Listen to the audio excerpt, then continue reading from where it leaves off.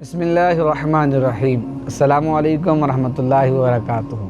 سلسلہ آپ کے مسائل اور ان کے حل میں ایک بار پھر سے خوش آمدید۔ سیلاب پاکستان کے لحاظ سے ہمارا سلسلہ جاری ہے۔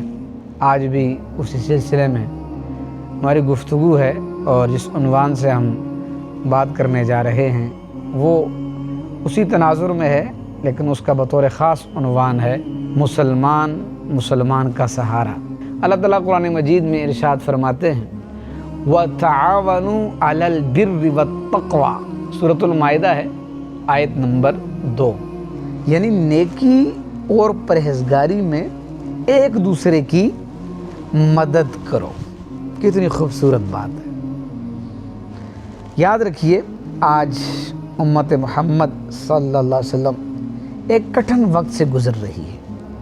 پاکستان کے مختلف علاقے سیلاب کی لپیٹ میں ہیں، بستیاں ڈوب چکی ہیں، گھر اجڑ گئے ہیں، بچے یتیم، مائیں بے سہارا اور لوگ کھلے آسمان کے نیچے بھوک اور پیاس سے تڑپ رہے ہیں۔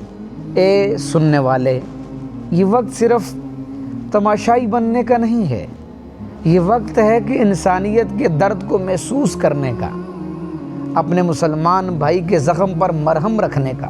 رسول اللہ صلی اللہ علیہ وسلم نے فرمایا، جو شخص اپنے مسلمان بھائی کی ضرورت پوری کرتا ہے، اللہ تعالیٰ اس کی ضرورت پوری کرے گا۔ یہ روایت بخاری و مسلم دونوں میں موجود ہے۔ اور ایک اور جگہ ارشاد فرمایا